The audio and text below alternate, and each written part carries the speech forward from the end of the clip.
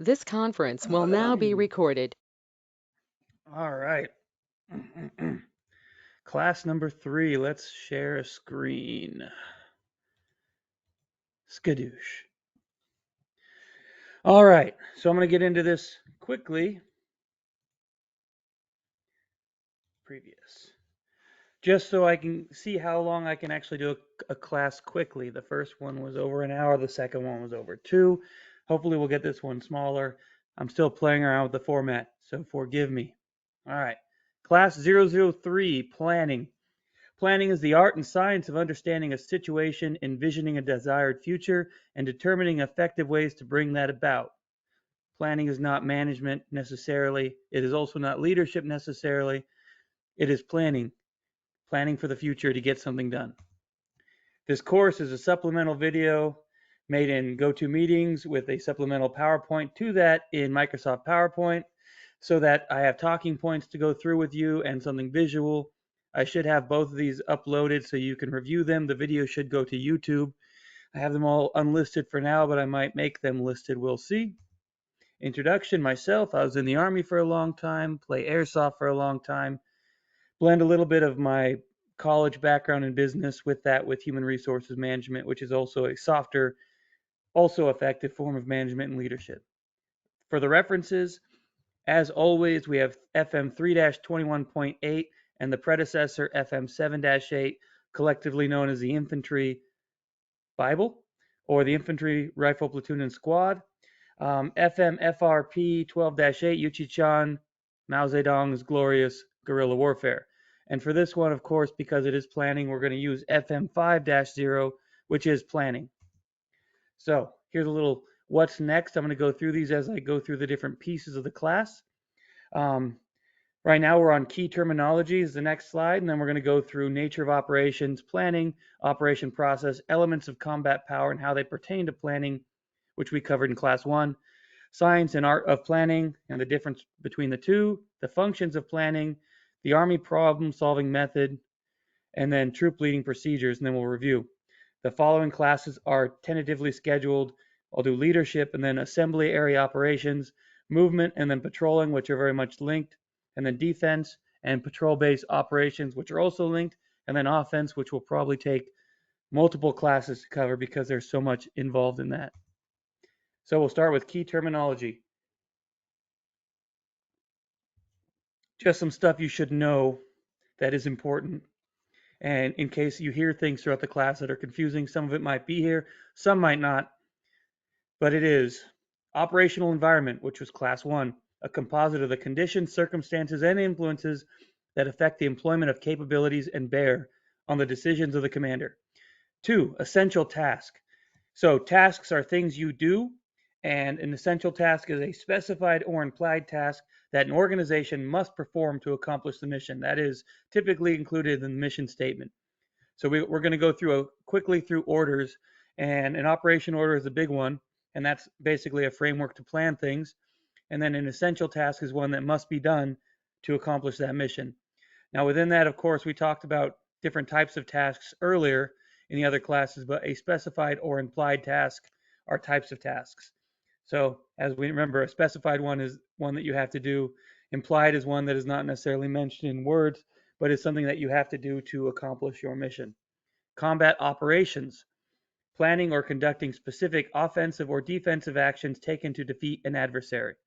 Now, remember, we said there's 3 different types of combat operations earlier. There's offense, defense, and then movement. And then, of course, security is laced through all of them. Mission tactics, the exercise of command authority by a leader. Planning, what is planning? The art and science, remember that art and science, of understanding a situation, envisioning a desired future, and laying out effective ways of bringing that future about. Very basic, not necessarily military. Sometimes the business world will copy straight up things from the military and vice versa, but it's pretty understandable there. Planning is finding out what you want to do and then finding a way to do it and laying out a plan. Mission orders, directives that emphasize the two subordinates, the results to be attained, not how are they to achieve them. Meaning you have an order, you have to figure out how to get it done. Troop leading is the process a leader goes through to prepare his unit to accomplish a tactical mission. So troop leading procedures, which is the biggest thing of planning, but at least at our level, company and below.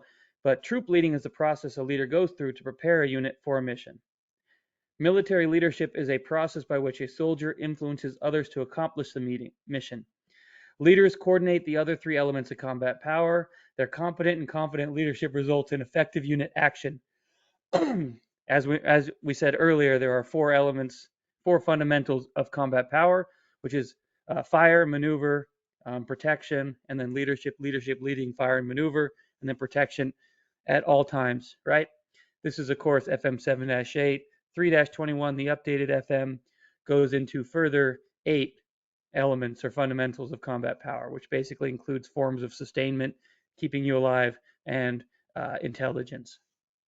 The right leadership gives purpose, direction, and motivation in combat. So here are just two examples of documents. Remember, if we go to class 1, there's the overall theory of what we want to do using the doctrine of the Army's plan, the big plan, using the idea of combat power and how you manipulate that on the operational environment, and then how you get it done is planning, and then you lead it with a leader, right? Well, beyond that, the fundamentals are below the theory, and the fundamentals of combat power are protection, fire, maneuver, leadership, right? Well, below that, I said earlier also there was structures and forms, things that you have that you can memorize, or good ways that are pre-set up, standing operating procedures, stuff like that, battle drills. But these are two forms of structure that you can use that are very useful that you may have seen. The first is a checklist. Before you make your operation order or your plan, you'll have to get all this stuff gathered up or prepared so that you can go through the steps quickly. And as you get used to doing this, it becomes secondhand and you're quicker and you don't necessarily need the form to go down the steps, but it's always good to look at it in case you miss something. But this op board has just a task org, like we said in class 2, task organization, talking about the area of operation and area of interest, doing a terrain analysis. Remember, we talked about that OCOCA, which here is OACOC, obstacles, avenues of approach, key terrain, observation, field of fire, and then weather, different things like the wind, special effects, airsoft, uh, visibility, very important, especially at night, with illumination and moon levels. Temperature, of course, that is also a planning factor for sustainment and conservation of your troops. Ceiling, we're not going to use. Precipitation, rain, of course, planning. Humidity, lightly. It does affect planning. It can make things wet and it can make people tired. It can exacerbate the hot or the cold. Enemy forces, their disposition, composition, and strength, basically their capabilities and what their courses of action are. They're most likely and they're most dangerous. What friendly forces are doing adjacent and higher.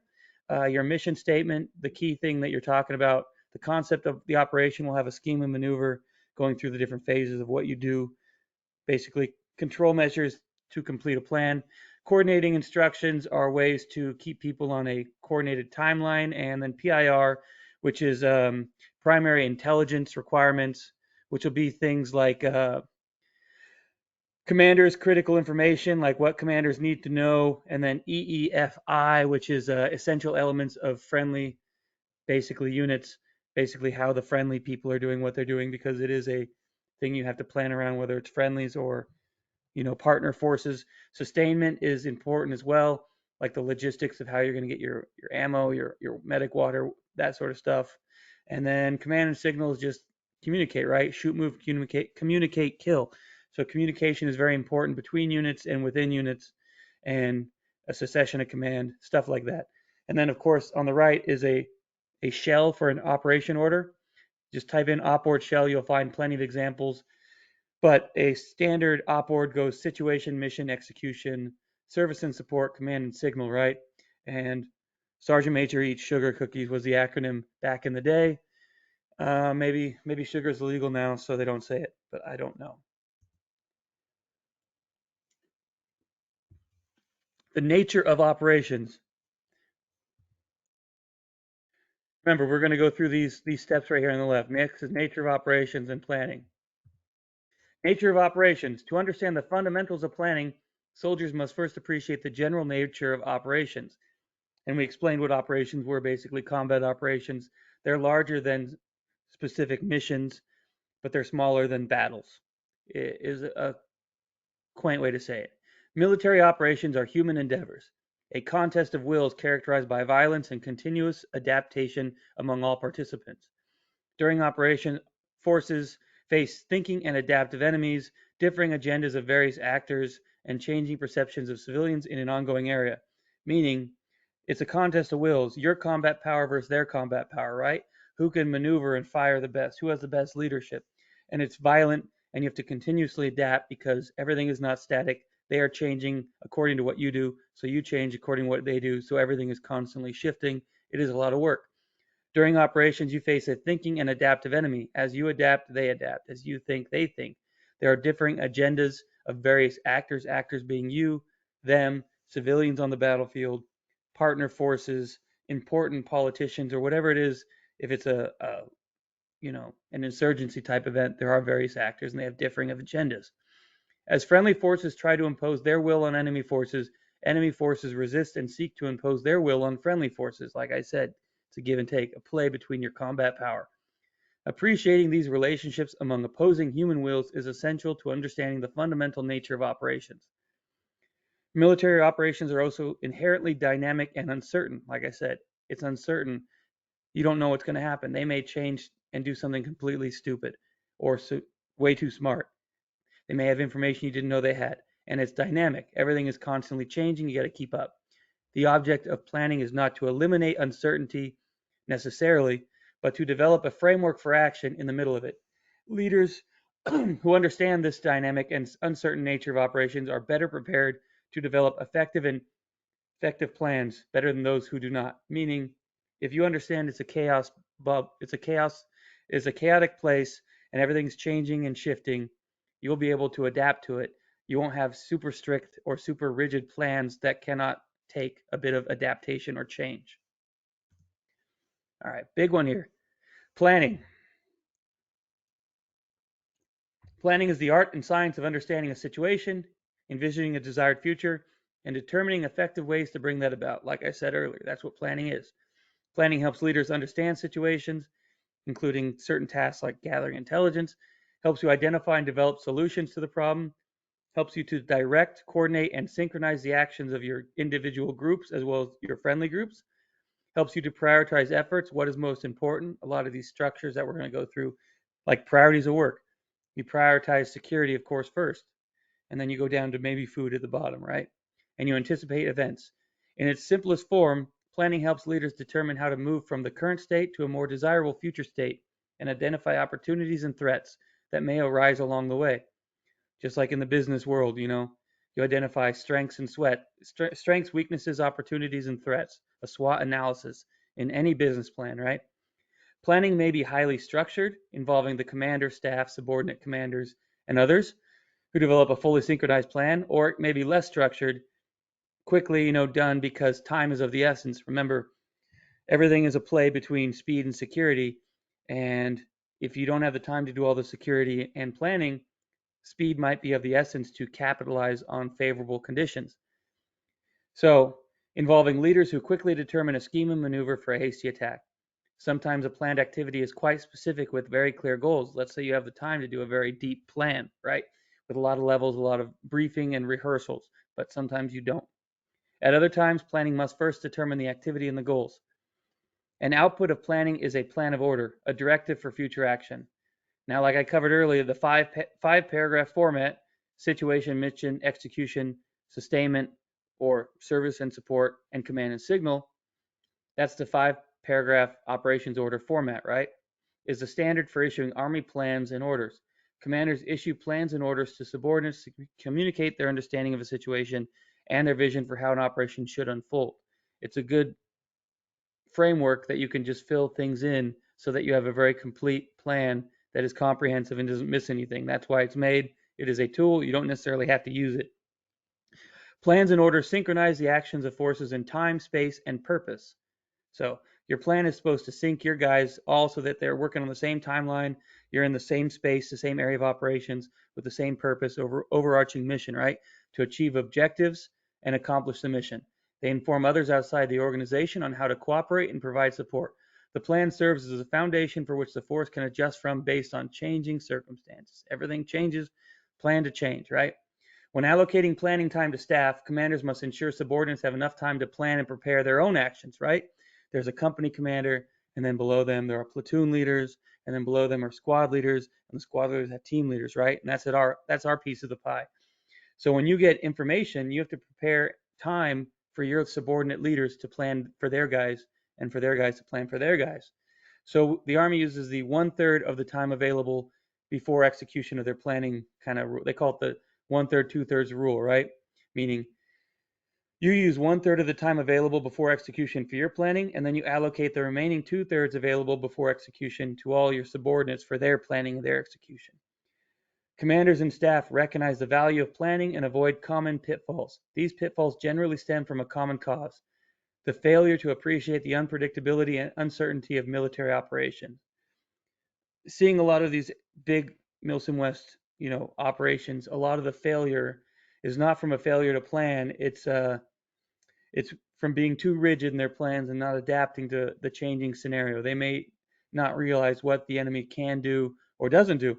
Pointing these out is not a criticism of planning, but of planning improperly. Common pitfalls include lacking the commander involvement. If the commander just sits back and tells everyone what to do, but is not in the mix adapting things, then it could not work. Failing of the commander to make timely decisions. If you take too long to plan, you miss opportunity of time, right? Attempting to forecast and dictate events too far in the future. I mean, I've been guilty of that before, where you want to plan everything down to the minute thing because you have the time ahead of time to plan. You could plan every little piece of an entire 40-hour operation, but a lot of those plans go out the window 5 hours in when things change. Trying to plan in too much detail, same. Using the plan as a script for execution instead of using the fundamentals within the plan. A lot of orders necessarily give a goal, an end state, and then the small subordinate leaders will find a way to get it done. Using the plan as a script, like I said, institutionalizing rigid planning methods, like I said, too rigid, and lacking a sufficient level of planning detail. That's the other end. You either plan too much, too rigid, not adapting, or you don't plan enough. So it's a give and take that experience will show you what is best. Lines of operation and lines of effort link objectives in time, space, and purpose to achieve that end state. A line of operation links a base of operations to a physical objective, and a line of effort links tasks with goal-oriented objectives. So a lot of company level stuff will have like a line of effort saying, here's the tasks that we want to get done in this timeline, in this sort of path to get to this objective. Commanders describe an operation along lines of operation, lines of effort, or a combination of both in their approach. That's definitely something that you don't normally see, but you will see things like LOE, LOA, right? And we're not talking about like limit of advance on the objective, but in a bigger planning level. On the right, I just straight stole a graphic from I want to say FM5, might be one of the ADPs or smaller ones, but it's the operations process, and it's through a lot of these things, especially FM5 and somewhat 3, I believe. Planning and the operations process. The operations process is the Army's overarching framework to integrate processes and activities across the force by means of command, mission command, one of the elements of combat power in the new way. It consists of major mission command activities performed during operations, including operations process is sort of a big brain way of how to plan things. It's not too hard. It's not as hard as the Army makes it. A lot of officers overthink things and are very verbose. They use too many words. But if you look at the right, it is basically a 3-step process with one thing going the entire time. You prepare, you make out your plan, then you prepare everyone to get the plan done, which includes rehearsals and things like that. And then you execute the plan, right? You go and you make an op board, you make a mission, and then you prepare, you start the necessary movement, you do maybe leaders recons, you get people doing rehearsals of concepts, stuff like that, and then you execute. And throughout the entire thing, you're assessing how it's working because you have to constantly adapt. And of course, the commander's in the middle because they control everything. It's the most important element of combat power, the most important fundamental. But Planning is the process by which leaders translate the commander's visualization into a specific course of action, or COA, for preparation and execution, focused on expected results. Preparation consists of activities performed by units to improve their ability to execute an operation, and it includes plan refinement. You make a plan, then you keep improving it as you go, as you're planning further, and you may find new things with new intel that comes in and changing and improving your plan. You do rehearsals so that you are better. That's part of preparation, remember. Um, and we'll go over what rehearsals are. And then you'll have information collection, your scouts or your leaders recon, your leaders party, stuff like that. And then you assess surveillance and reconnaissance. This is all includes in coordination, confirmation briefs, and back briefs, and all the different types of uh, we'll go through that in a bit. But preparation is ways to get ready. Execution is putting the plan into action by applying your combat power to accomplish the mission and using your situational understanding to assess progress and make execution and adjustment decision. And then assessment refers to the continuous monitoring. Continuous, right? It's happening the entire time. You're planning, you're assessing how your plan is. You're preparing your guys, you're assessing how good they are, what that you need to improve, what you may have to change in the plan if they are not capable of something. Assessment precedes and guides every operation process and concludes each operation or phase of an operation. It also includes a comparison of forecasted outcomes to actual events, which is part of the after action review you should do after every action, right? You do what was supposed to happen, what actually happened, how were they different, and then giving some sustains and improves. That's part of the assessment. That is an assessment. Next one, TLPs, or Troop Leading Procedures, are a dynamic process used by small unit leaders within this framework to analyze a mission, develop a plan, and prepare for an operation. Small unit leaders, company and below, lack formal staff. You don't have an XO and a big head shed of officers and S shops and captains to do all your work. So you use troop leading procedures to maximize your available planning time while developing plans and preparing your unit for an operation.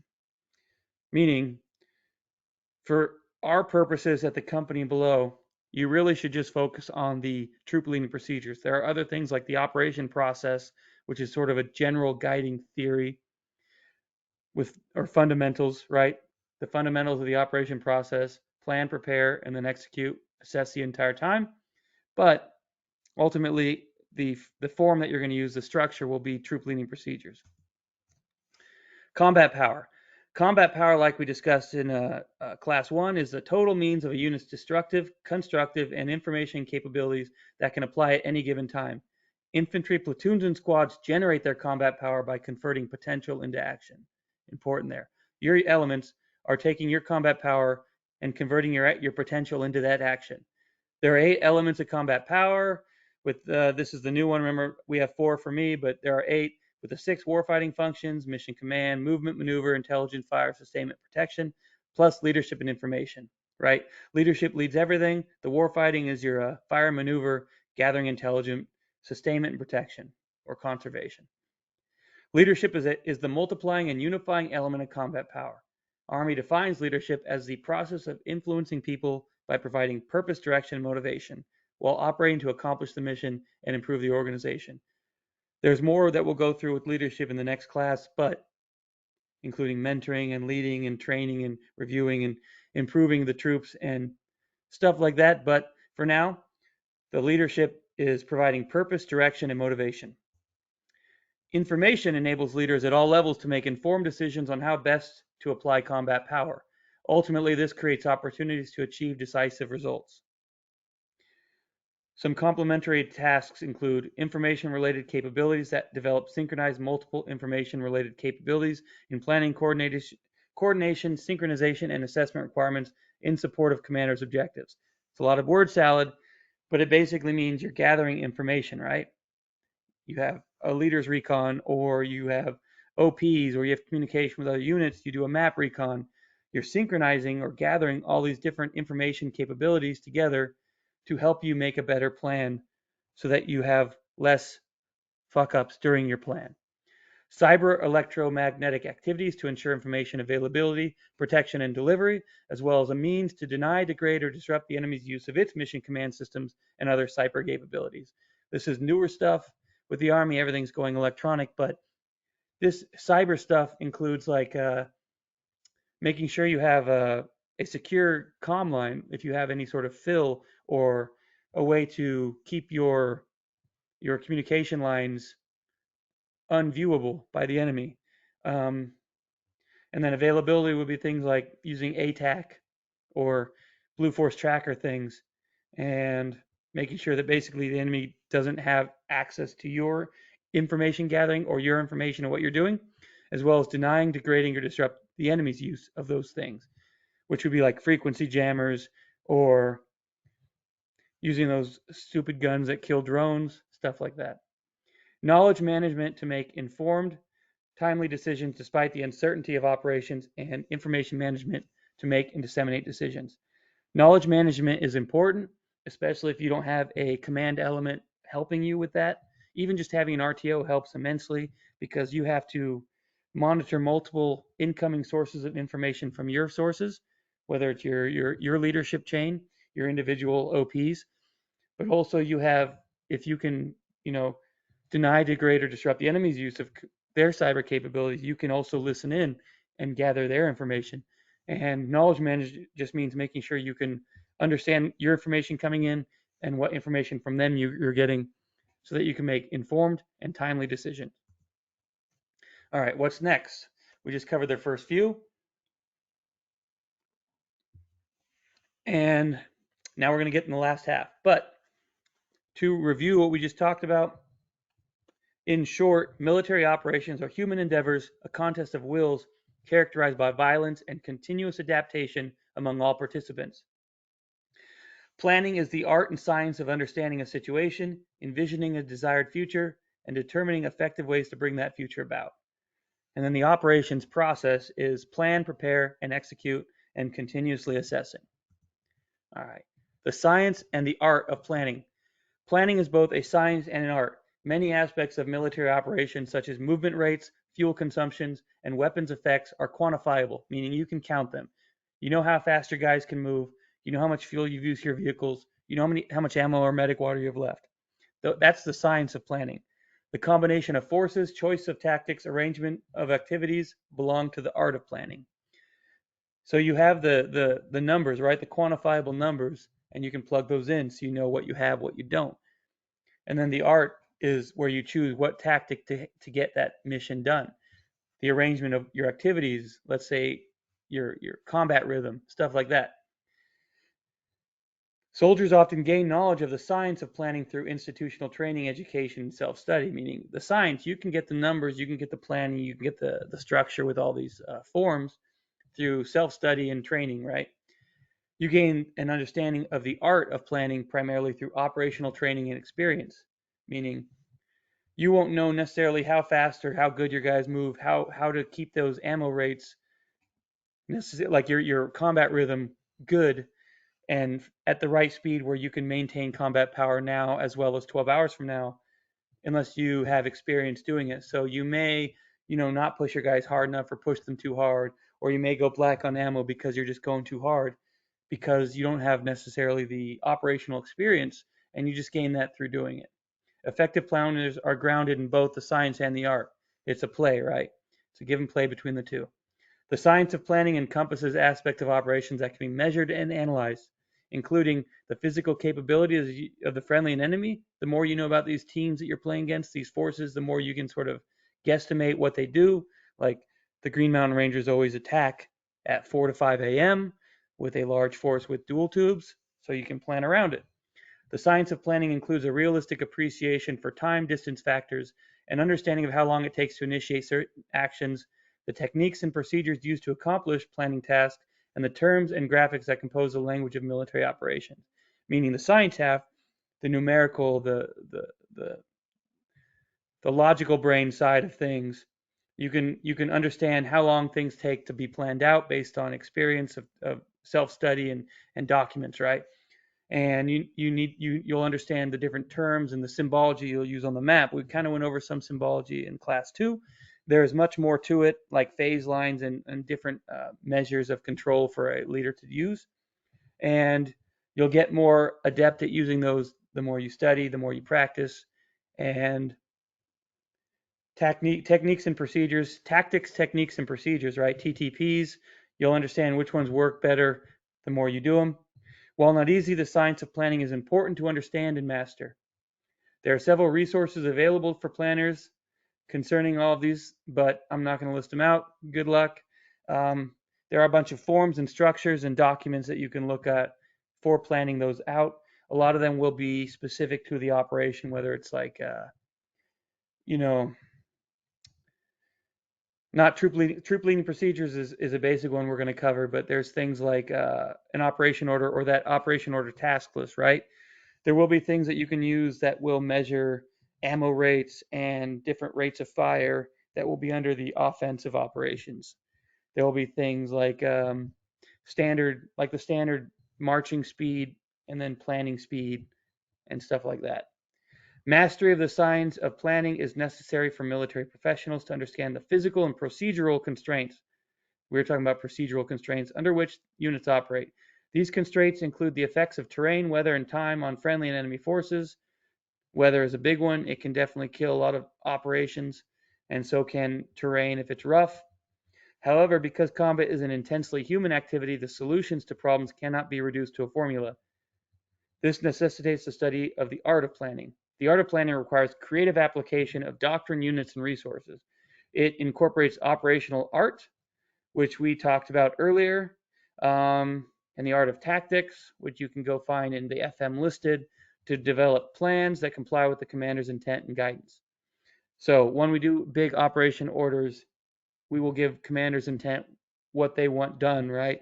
What they want to happen. And you will basically, just like the mission, you'll follow that to the best of your ability. And the art of planning requires understanding the dynamic relationship among friendly forces, the threat or enemy, and other aspects of an operational environment during operations. So you have to basically look at the chessboard, which is the operational environment, all the pieces, friendly and enemy, which are the chess pieces, which was class 2, and then the dynamics of the environment around you, which is weather, terrain, the constraints, which would be like time. You have to get certain things done at certain times, and your supplies are also a constraint, right? And it includes making decisions based on skilled judgment acquired from experience, training, study, imagination, and critical and creative thinking. There's a bunch of stuff in FM5 and FM 6-22 and FM3 that you can look through for all of these little things the Army does, but I think that the experience and logical thinking will get you through most of them. Commanders, supported by their staff, apply judgment based on their knowledge and experience to select the right time and place to act and assign tasks, prioritize actions, and allocate resources. Meaning, the more you do it, the more you can rely on your understanding of the fundamentals of combat power and your lens of NetTC looking at everything around you to make the best decision based on the mission, commander's intent, stuff like that. The functions of planning.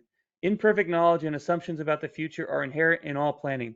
Planners cannot predict with precision how enemies will react or how other actors will respond during operations.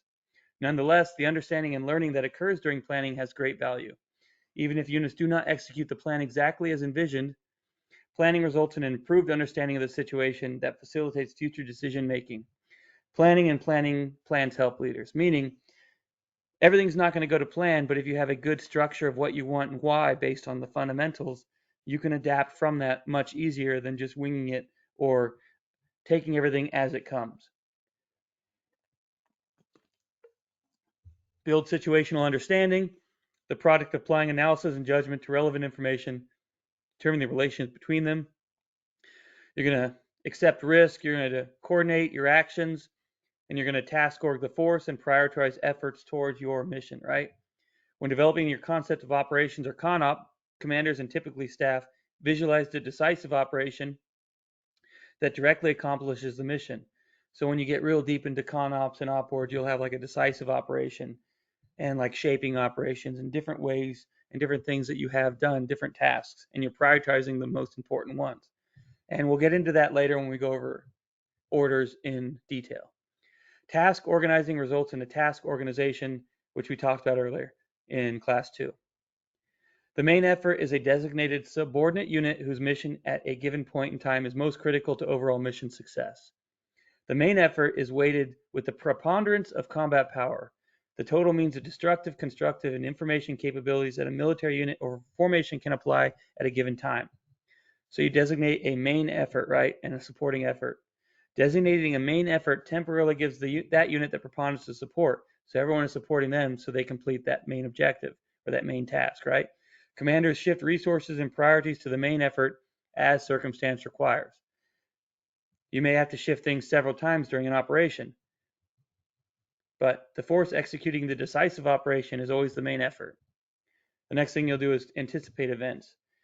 There's always a fundamental tension between the desire to plan far in the future to facilitate preparation and coordination, and the fact that the farther that you plan, the greater chance you'll have of that not being useful. Planning keeps the force oriented also on the future objectives despite current operations. Planning is essential for seizing and retaining the initiative by allowing commanders to consider potential decisions in advance. Army problem solving. So this is a step-by-step thing the Army has. It seems very logical to me, like common sense, but we'll go through it. The Army problem solving is the ability to recognize and effectively solve problems and is an essential skill for Army leaders. Army problem solving forms the base logic of other planning methodologies. Where other methodologies are designed for planning operations, problem solving is a methodology available for leaders to use to identify and solve a variety of problems both in garrison and operations. Army problem solving is an analytical approach to defining a problem. Basically, you're analyzing the problem and figuring out how to solve it. Developing possible solutions to solve the problem, arriving at the best solution, developing a plan, and then implementing that plan. So, seems very basic, but we'll go through it. Step one, gather the information. Then you identify what the problem is, which could be the mission. You know, the problem is the enemy is alive. You develop criteria. They have to be dead or out of the area. Generate possible solutions, which could be, how you're going to do that, push them out with maneuvers, analyze those solutions, which one will work best, because if you have time, you can do multiple ideas of how you're going to skin this cat, but pick the best one, and then compare those solutions and then make and implement the one you want. The MDMP, another big word that we're going to skim through, but realistically, it's just a large-scale, overcomplicated troop leading procedures. The military decision-making process consists of 7 steps. Each step has inputs, a series of sub-steps, and outputs. The outputs lead to an increased understanding of the situation, facilitating the next step of the MDMP. Commanders and staff generally perform these steps sequentially, in a row. However, they may revisit several steps in an iterative fashion as they learn more about the situation, meaning as things change, which they do, even with planning when you gather intelligence, you may have to go back and change pieces of it. But the military decision-making process is receipt of the mission, you get told what they want, mission analysis, and now analyze what they want, and then develop a course of action, which is what you're going to do about it. You receive a mission, you look at the mission, and then you decide how you're going to solve the mission, right? Your course of action. And then you do a co-analysis. You analyze and look at your course of actions that you made. Then you're going to compare the ones that you've made, see which one's best, and then submit that up to your commander for an approval. Say, all right, let's say at the squad level, which is the most useful for you guys, you would use this military decision-making process. The commander says, hey, I want you to get eyes on the enemy so that we know when they send out their next platoon attack, because we have information that we believe they will be doing a platoon attack within the next 12 hours. That's the receipt of mission. Then you analyze the mission. All right, what do they want? Well, they want you to get eyes on the enemy. The enemy's in their patrol base. You have to get close to the patrol base within visual range. And they want you to get information on them that seems to be for a set amount of time, right? So what your course of action development would be, what do you want to do to get that done? Most likely you would set up some sort of observation. So you could set up a squad-sized listening post observation post, or LPOP, or you could set out a series of them in depth so that if one or two gets killed, that you have enough people that can send warning that you've been attacked. Or you could put those smaller two-man team or fire team level observation posts in a circle around their patrol base so that if they in chance send up a platoon out the opposite direction, you can still note that it leaves and give the information back to the commander. So you do a comparison of all these different ones, analyze what's best, say, okay, commander, here's our ideas. This is one we want to do. The commander says, approval, go for it. Then you go to step 7, which is orders production, dissemination, and transition, meaning, okay, now you have your plan approved. You're going to take what information you've already gathered, refine that down into a plan of action, disseminate it to all your soldiers going on that mission, and then you're going to transition into combat operations or movement operations, right? Commanders and staff often begin with the MDMP in the absence of an approved higher echelon headquarters O-plan or op-ord, right? Which means you can start this process without necessarily getting a specific mission from them. They may have given you a warning order earlier that gives you the gist of what you want, or you may know what they want based on the overall operation commander's intent and start planning ahead of time so that when they give you the mission in an op-ord, you've already got plans ready, you've already got courses of actions that you can analyze, compare, refine down to specifically what they want, and then get the approval even quicker. In some instances, they initiate planning based on a warning order, a planning order, or an alert order from higher. This requires active collaboration with higher and parallel planning among echelons, meaning you can plan this stuff at the same time someone to your left or right is also planning, at the same time someone above you is planning. In other instances, the commander recognizes an opportunity, meaning you want to get initiative, you want to time is of the essence, and begins planning with lack of specific or directed tasks. All right. So to review, planning is both a science and an art. There's a science and empirical side where you have quantifiable numbers, how much ammo, how much medic water, how tired are your guys, how fast can they travel, do you have the right weapons to take out armor, stuff like that. And then you have the art side, which is this squad will completely get pooped out if they go too hard right now. So you have to pull them back, and they're still useful as a blocking position or a defensive thing. And that way they can be marginally effective now and marginally effective later instead of losing all combat power potential later. Stuff like that. The solutions to problems cannot be reduced to a formula. That's the art part of it. You gain understanding of the art of planning primarily through operational training experience. So if you don't understand a lot of things, the best way is to just dive right in. Airsoft is great in that you can do it and kill all your guys and then be like, my bad, dog. And they're alive again for the next mission, right? Planning results in an improved understanding of the situation that facilitates future decision making. The more you plan, the better. If you plan too much, you may be too rigid or you may waste too much time, and that's bad.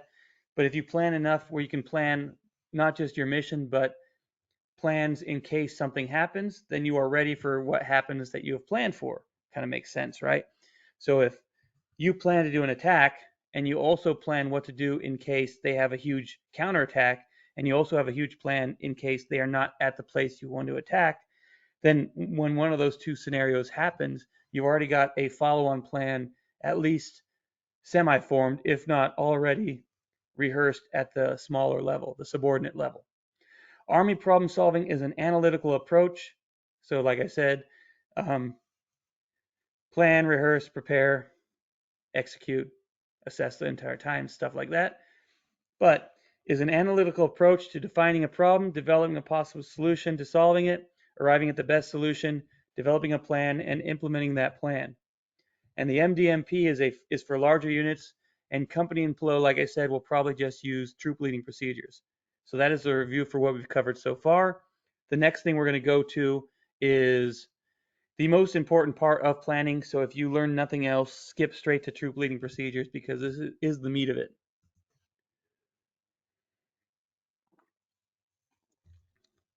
So there are 8 steps to troop leading procedures. The acronym has always been RIMICUS. Doesn't mean anything, we just say RIMICUS. But similar to the previous plan, let's go back. Right here, military decision-making process, right? You receive a mission, you analyze it, you make a course of action, you analyze your course of actions, you compare the various ones. When they're approved, then you begin your orders and transition to stuff, right? Well, with this, it starts in the same way. You receive a mission, but the next step is you issue a warning order, basically a heads up to your guys, hey, we've got a mission coming down the pipe. I'm going to start doing stuff for it. Here's what you can do as subordinates, as individuals, or as fire teams if you're a squad leader, right? Or if you're a platoon leader, you can say, hey, I received a mission for the platoon. Here's what you can do, squad leaders. And then they'll tell their team leaders and they'll tell their individuals, right? Once you issue that warning order, you've now given them some time to prepare, and you start making your own tentative plan, which is going to follow the op-ord format, the 5-paragraph order format, but you're going to be making, it's going to be developed as you go, and it'll be a lot smaller than a formal, full-blown op-ord. And then you'll start initiating movement, start moving things if you have to. You'll conduct reconnaissance. You'll check to make sure everything is as it was when the thing started, so that your planning can be adapted to whatever reconnaissance comes back with. If you have time, you can even do a leader's recon and get eyes on yourself. Step 6 is the big one. You complete the plan. You take what you made with your tentative plan. You based on what's happened since then with reconnaissance and movement and anything from higher that has changed it with fragos, fragmentary orders. Then you complete your plan. Once your plan is complete, you issue your complete order to your people. And then step 8 is supervise and refine. You oversee the plan as it gets done, and you refine the plan and change it as things happen, because as we said earlier, everything is chaos and you have to adapt to that. So, troop leading procedures provide small unit leaders a framework for planning and preparing for operations. Like I said, a structure. A structure is a shape that you can just fill everything in, fill all the data in, and quickly have something that is comprehensive and covers all the right boxes, checks the right boxes. This section that we're going to cover now discusses each step of those troop leading procedures in more detail than what I just went over. Troop leading procedures are a sequence of actions, meaning they go step by step. You start on 1, you go to 2, you go to 3. That assist the leader to effectively and efficiently use available time to quickly issue orders and execute tactical operations while understanding and mitigating the inherent risk that is involved. Meaning those steps include everything that should cover any risks that or pitfalls within your planning should they arise. They should be covered with those steps. Those steps were developed through the experience of many leaders. The sequence of the troop leading procedures is not super rigid. The leaders modify the sequence to meet the mission. Everything is met TC, as they say. The mission, situation, and available time. Meaning sometimes you don't have time to conduct reconnaissance, so the best you can do is look at a map. Sometimes you don't have time to have any movements initiated, so you basically get a plan going and go from there. Some steps are done concurrently, meaning at the same time, while others may go on continuously throughout the entire process. You're refining the plan, step 8, throughout the entire process, right? So continued. As we said, here's the 8 steps. I'm going to go through each step one at a time and kind of go in depth.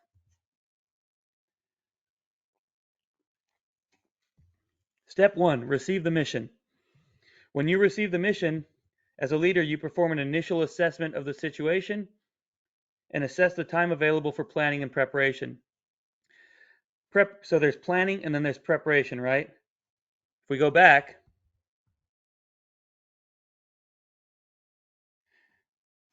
go to this, the operations process. The first thing is planning. Envisioning a desired future and then laying out a plan to get there. And then you prepare. And then you execute, right? Plan, prepare, execute.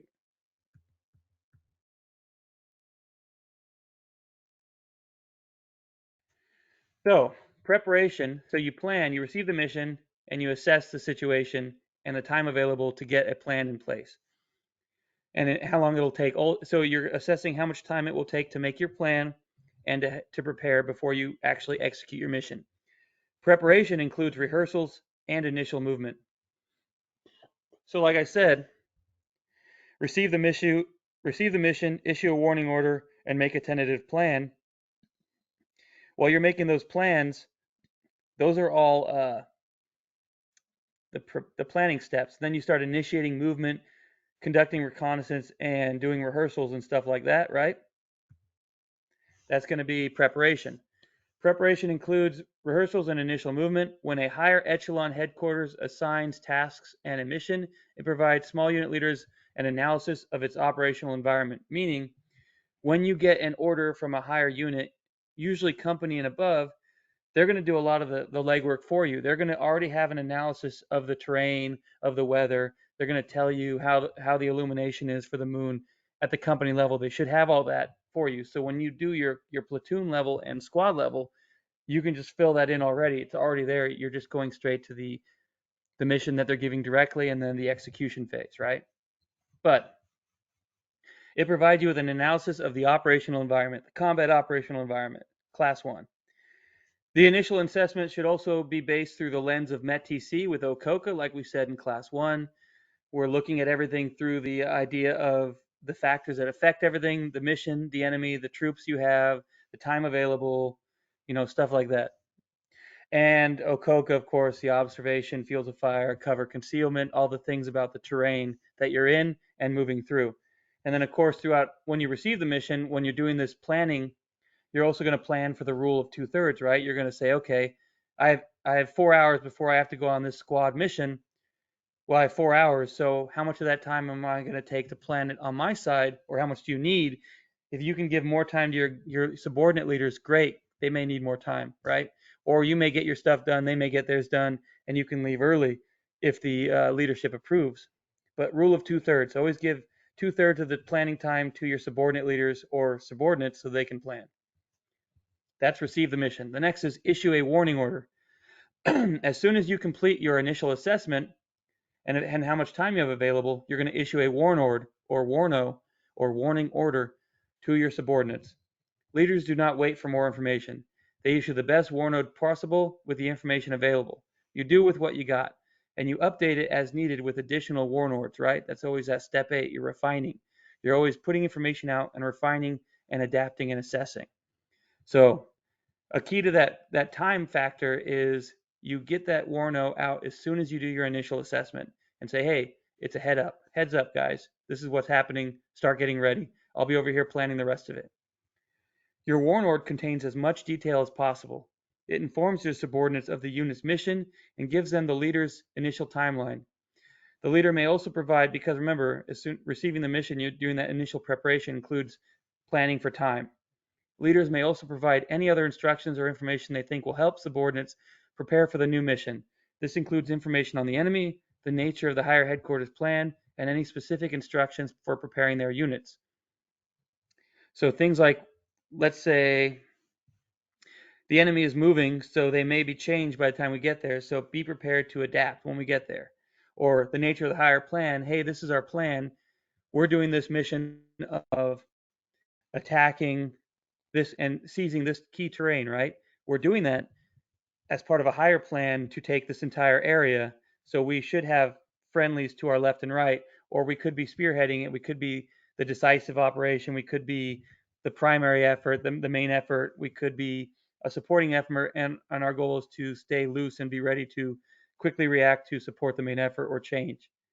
And any specific instructions for preparing could be like, hey, there are also um, enemy vehicles in the area, so do a good round count on our anti-tank options, our tag-in launchers, and make sure that we prioritize those in our order of movement, or make sure people have all of their pre-combat checks on their tag launchers and make sure they bring them for this specific mission, just in case, right? The most important thing is that a leader does not delay in issuing that initial warn. As more information becomes available, you can and should issue additional warnos. By issuing that initial warno as quickly as possible, you enable your subordinates to begin their own planning. So the quicker you get that warno out, the quicker they can begin planning on their level.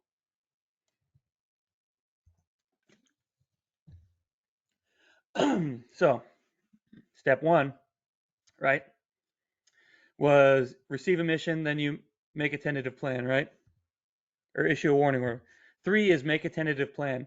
Once you've issued that warno, you start developing a tentative plan. A plan that is for now, temporary, that becomes permanent. This step combines a mix of the military, the MDMP steps, Like remember those 2 through 6, which was mission analysis. You analyze what the mission given to you is.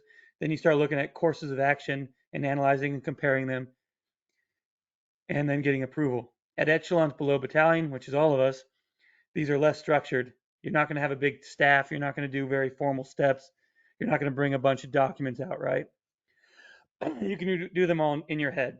Typically, due to constraints for troop leading procedures, you'll make a single course of action. You're not going to do a bunch and then war game them and see which is best. But those steps, we'll go through them. Mission analysis. You perform a mission analysis to better understand the problem, which is the mission, right? The situation and the mission to drive subsequent planning. This form of mission analysis follows the METTC format, including continuing the initial assessment performed in step 1. So you were doing that initial assessment, right? Right here, your initial assessment of the situation and time available for your planning. And then here you're just expanding upon that. The potential information considerations are embedded within each of the other factors. And then you have course of action development. You provide information. Your mission analysis from earlier should help you develop your course of action. It aims to determine one or more ways to accomplish the mission. Remember, you're given a mission, specifics on how to do it. They say, I want you to go take this key train. All right, you got to figure out how. That's your course of action. Your course of action is how you're going to take it, and you decide that as a leader. It could be a single task, like I just said. Most likely at a squad level, it's going to be a single task.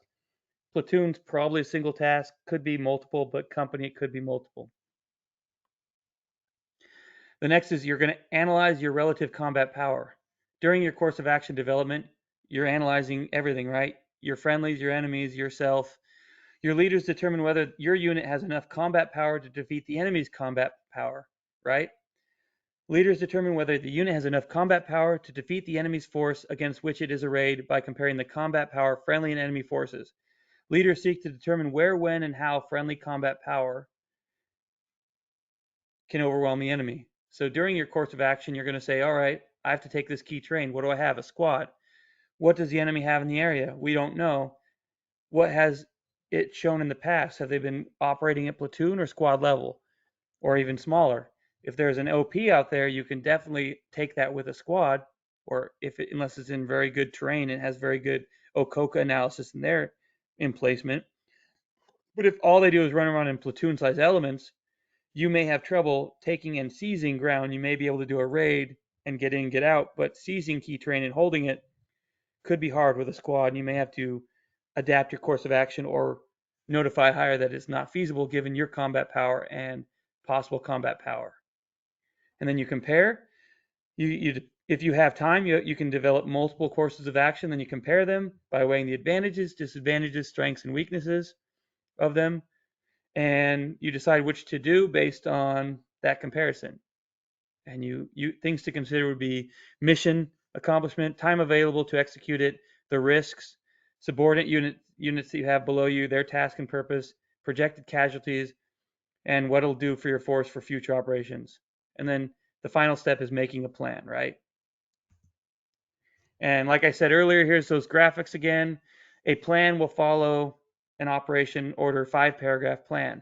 And these are just a few pieces of it. But there's a checklist of things that you could look for. Like we said with that initial assessment, you've got terrain, weather, enemy force, friendly forces. You're looking at, your combat power, their combat power. You've got the mission statement, and then you start doing your scheme of maneuver, which is your actual plan of like maneuver, how you're going to move there, what your course of action physically is. The next step will be initiate movement. For this one, a lot of people confuse it. But we'll read through what the actual definition of it is. Leaders conduct any movement directed by their higher echelon headquarters or deemed necessary within constraints to continue mission preparation or position their unit for execution. They do this as soon as they have enough information to do so, or when the unit is required to move to position itself for a task. This is also essential when time is short. So what that means is a lot of people confuse initiate movement as in like movement being the tasks that you are doing, the preparation and the rehearsals you're doing at the subordinate level, or what you'll get ready. But in actuality, it is physical movement to an area so that you are preparing. It could be sending out a quartering party, um, reconnaissance elements, guides, but movements may be to an assembly area, a battle position, a new area of operations, or an attack position as directed or approved. It's basically staging, right? You're staging your forces before you execute your plan. And oftentimes you'll be at a patrol base when you get your briefing, and then you'll develop your plan. So initiating movement won't be that much because you're already at your starting point, your SP. Whenever you hear that as well, just an aside, they say, all right, SP time 1456, meaning you're moving from your start point, which is one of those officer like control measures as a leader, but it doesn't mean like anything else. It's your start point. You're leaving your start point. But initiate movement for squad level stuff is often nothing because you're already in a patrol base where you're going to SP from. The next step, step 5, conduct reconnaissance. Whenever time and circumstances allow or as directed by higher headquarters, leaders personally observe the AO for the mission prior to execution. No amount of information from higher headquarters can substitute for first-hand assessment of the mission variables from within the AO. Unfortunately, many factors can keep leaders from performing a personal reconnaissance. The minimum so to cover what that means, when you do a proper by the book comprehensive mission or operate like whether it's like an attack or a raid or something, generally you'll send out a leader's recon, and that's sort of doctrinal, right?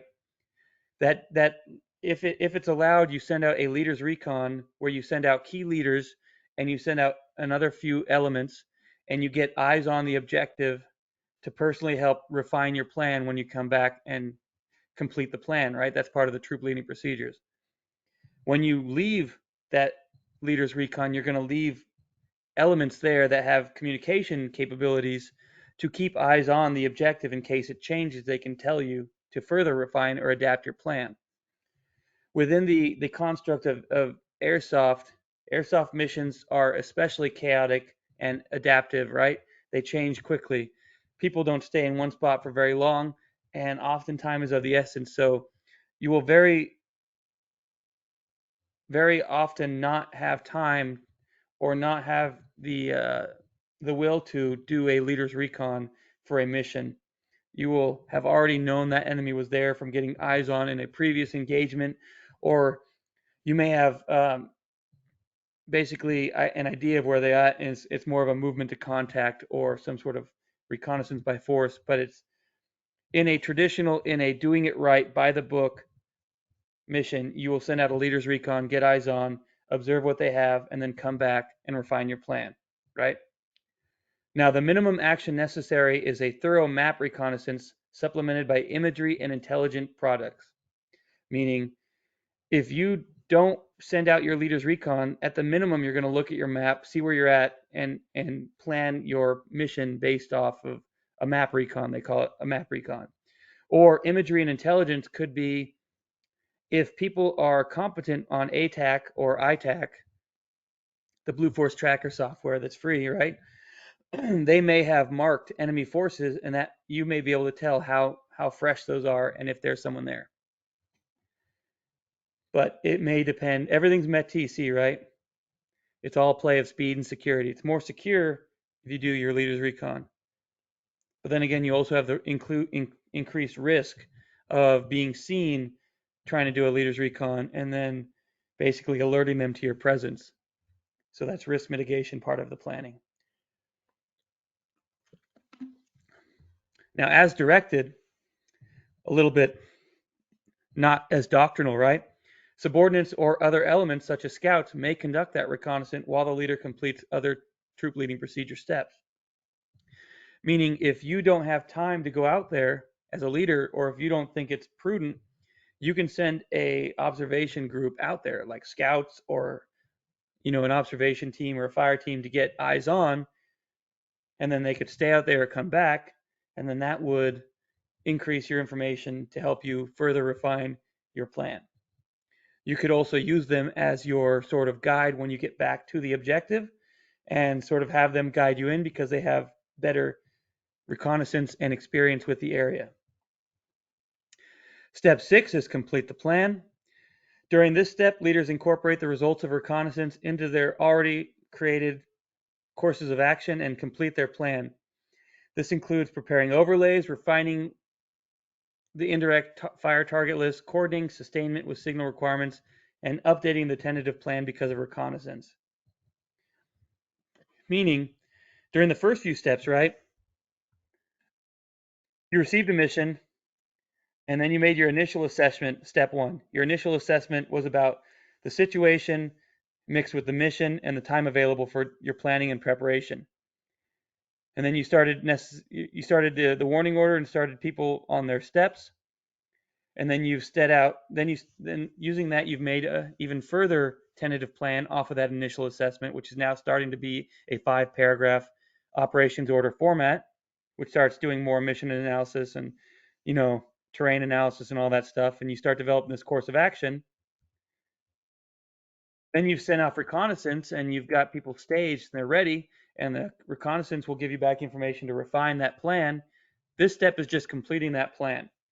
Now this is where you'll also refine and add additional things like overlays would be for a map or control measures, refining the indirect fire target list. If you have indirect fire, which some formats do, or if you have some sort of list, you could start putting out things like target reference points or TRPs or named area of interests and stuff like that. You can coordinate sustainment and signal requirements, which could be about how you're going to resupply stuff and do commo check, stuff like that.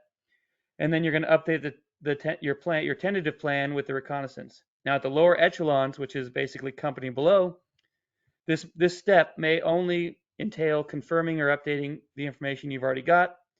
So you at this step could be a nothing burger. You could be like, all right, everything's still good. Recon's good. Yep. Same as before. Let's do it.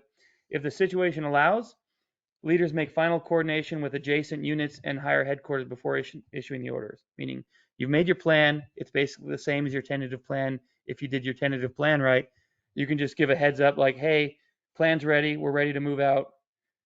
Are you guys still at your current locations to our left and right? They say, yeah. Command says, yeah. Send it. Then you do it. That goes to step 7, issue the order. Small unit orders are normally issued verbally and supplemented by graphics and other control measures. Meaning, at the squad level and even the platoon level, these orders that you brief will be given verbally, round robin. You sit there and you got the little huddle around you and say, all right, here's your mission, prepare to copy. Situation. And you start reading it off to people gathered up for the mission. And you supplement that with graphics and other control measures. Now, what I'm thinking for this would be a good thing to use would be a sand table or a map, a large map that you have displayed that you can point to with a stick or something, right? You're going to look at some sort of graphic visual thing that can help make people understand instead of reading all the word salad like I'm doing to you right now. There would be graphics. Keep it simple, right? Now your orders follows the standard 5-paragraph op-ord format: situation, mission, execution, sustainment or service and support, and then command and signal. Typically, leaders below company level do not issue a commander's intent, which is part of it, a larger, more comprehensive operation order. Necessarily, you don't need to issue a commander's intent. You can just give your mission, and people can base off that, right? They got implied tasks through it. They repeat and reinforce the intent of their higher and next echelon commanders. So you could just use the commander's intent from higher if needed, if it somehow plays into the mission that you are doing. The ideal location for issuing the order is a point in the AO with a view of the objective and other aspects of the terrain. Meaning, not like in visual range where they can see you issuing an order outside of BB range, and you're like, see over there, 50 meters, we're gonna do a raid right there. But like you're going to be in the field, so you can say, look up there, see that big mountain, that's key terrain, that is 50 meters north of our objective. And you can sort of orient people to the terrain by looking at it physically instead of having to use a graphical control measure, right? When issuing the order at or near the objective, Leaders implement appropriate measures to maintain operation security, OPSEC. So don't be too loud where they can hear you so close. Um, the leader may perform a leader's reconnaissance, complete the order, and then summon the subordinates to a specified location to receive it. Typically, OPSEC, which is operational security, or other constraints make it impractical to issue the order on the terrain, but it is the ideal location when the situation allows. When impractical to issue the order at the objective, leaders use a sand table, like I said, a detailed sketch, maps, and other products to depict the AO and the situation. Another thing is we'll get into it with patrolling and patrol base operations and offensive things, but you have a rally point before you hit your objective. It's called the objective rally point, which is ORP. It should be a few hundred meters away from your objective. It should be somewhere that you can give a brief for a mission and not be completely obliterated with OPSEC and not make them listen to you, right? Unless you're doing chants, right? So I like to give briefs at the patrol base and then start movement from there. But you can do them further closer to the objective if you want to get as ideal as the doctrine points to. But I like to use a sand table at the patrol base. Maps if we don't have a sand table. And the final step, which is the one that goes throughout the entire thing and is one of the bigger steps, as you can see, is supervise and refine. Like I said, throughout the troop leading procedures process, leaders monitor the mission preparations, they coordinate with other units, they supervise and oversee everything as it's going on, like rehearsals and things like that, and they assess how those preparations are going and do pre-combat inspections.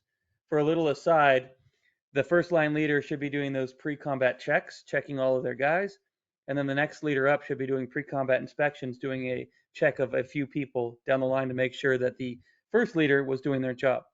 So that is something that a leader could be doing through the process, just to make sure that the guys are ready and prepared.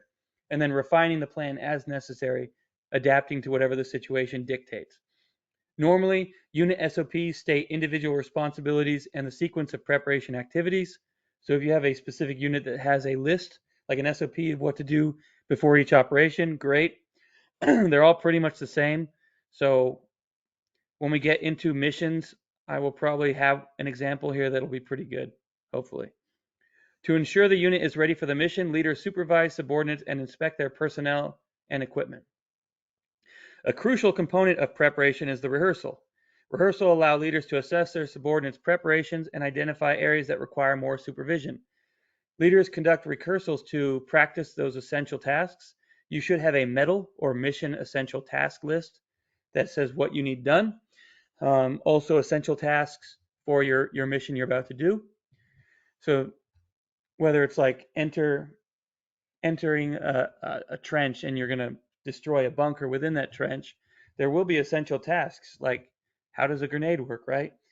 It's not so hard with airsoft, but with the real ones and the different pieces like the spoon and the cotter pin, it could be something that you could practice with people and make sure some brand new E2 doesn't mess it up. You identify weaknesses or problems in the plan. If you're doing rehearsals that include entire battle drills or movements and you rehearse them and you find out that maybe they're not good at something, you'll have to identify that weakness in the plan and adjust to do what they can effectively do. You're going to coordinate subordinate element actions and make sure that each subordinate element knows what they're doing, their piece of the pie, their steps, right? And you're going to improve soldier understanding of the concept of operation. Doing the rehearsals is a physical way to help the soldiers understand what they're about to do. The best way to do something, to learn something, is to do it, right? If they're about to do a squad attack and you have them do battle drill 1 alpha squad attack and they've only read about it or been told verbally by you, they now know, okay, this is how someone flanks.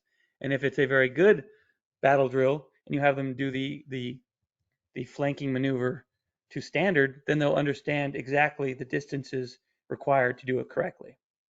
And as they do it, they'll foster confidence among the soldiers, meaning the more they practice it, the more they become proficient, the more you can identify weaknesses, and the more they become confident in what they can do, right? Company and smaller size units use 5 types of rehearsals. These include confirmation brief, back brief, combined arms rehearsal, support rehearsal, and battle drill or SOP rehearsal. So, confirmation brief.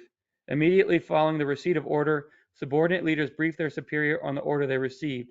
They brief their understanding of the commander's intent, the specific tasks and purposes they are assigned, and the relationship of their tasks to those of other elements conducting the operation.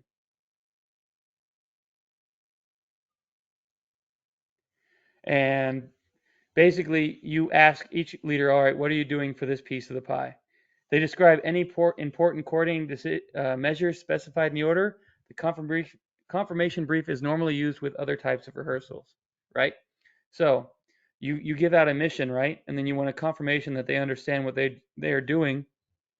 Then you're going to say, all right, now explain to me what you're about to do. And they will go through the steps like, I received the mission here. We SP heading northeast from this SP spot right here, time X, and we move this direction doing this movement formation and this movement technique. If we hit any,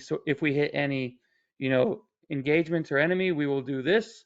If we don't, we'll move to our objective rally point here. We will then do our PCCs. We will send out a leaders recon party, something like that. And then coordinating measures as well as like who they're going to talk to, their command and signal, stuff like that, where other units are so that they know the entire brief. Basically, the best way to explain something is to explain it. So they'll explain exactly their piece of it. So you know that they know what they're about to do. The next one is back brief. The back brief differs from the confirmation brief in that subordinates are given time to complete their plan. Back briefs require the fewest resources, and they are often the best option in time-constrained conditions. Subordinate leaders describe their actions from the start to finish of the operation. Back briefs are generally conducted sequentially with all leaders reviewing their tasks. When time is available, back briefs can be combined with other types of rehearsals. Doing this lets all element leaders coordinate their plans. If possible, back briefs are performed overlooking the AO, like they said, while implementing the appropriate OPSEC. So this one is different slightly in that you can do it in a sequence, meaning, all right, we're going to start here at the SP. Squad 1, what is your role here? And they're like, all right, we're going to SP time X. We're going to move in this direction, in this formation, and this technique, movement technique, right? We're going to move towards this direction. And you're like, all right, squad 2, what happens if you take contact along that route? And they're like, all right, we're going to do actions upon contact. We're going to get online, maximize combat power, get online, return fire, and call out the 3Ds of what we see: description, distance, and direction. And then we're going to wait further where the squad leader will then take our second fire team and based on the size, blah, blah, blah. The next one will be combined arms rehearsal. This one requires considerable resources, but I guess is the most beneficial. Depending on circumstances, unit may conduct a reduced force or full dress rehearsal. During a reduced force rehearsal, unit leaders and other key individuals typically perform the rehearsal while the remainder of the unit prepares for the operation. Often smaller scale replicas of terrain or buildings are used. Rehearsals are prioritized beginning with actions on the objectives. Leaders explain their plans and walk through their actions. The full dress rehearsal is preferred. Leaders rehearse on terrain similar to the AO. Leaders and units repeat rehearsals of small unit actions until they are executed to standard. A full dress rehearsal helps soldiers clearly understand what is expected. It helps leaders better visualize to anticipate opportunities or areas of concerns, and it helps soldiers gain confidence in their ability to successfully accomplish the mission. Meaning, whereas the confirmation brief and the back brief are just very quickly talking through what the mission is in levels of comprehensiveness from small to big, the combined arms rehearsal is an entire force basically doing a walkthrough physically, right? And you could have models, you could have mock-ups, you could have just leaders in the dirt walking and saying, I am now here, bang, bang, bang, bang, with their fake handgun, right? Or it could just be key leaders. Could be everyone in full battle rattle do the entire thing at the patrol base, depending on what you want to do, right?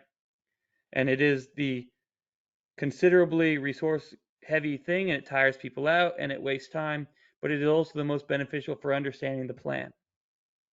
So it is again a play between the combat power of, you know, your guys' energy system, energy levels, and your time available, and also your security. Being that if you're doing this full rehearsal, if you're in the combat environment, right, you could get hit during it, and then you could get messed up. Next one is support rehearsal. We don't really talk about that. And then battle drill or SOP rehearsal, which is a very basic one you've probably all done, which is where you just go through battle drills. You practice the standard battle drills, which is most likely for us going to be squad attack 1 alpha or react to contact, react to ambush, even platoon attack, those sort of things.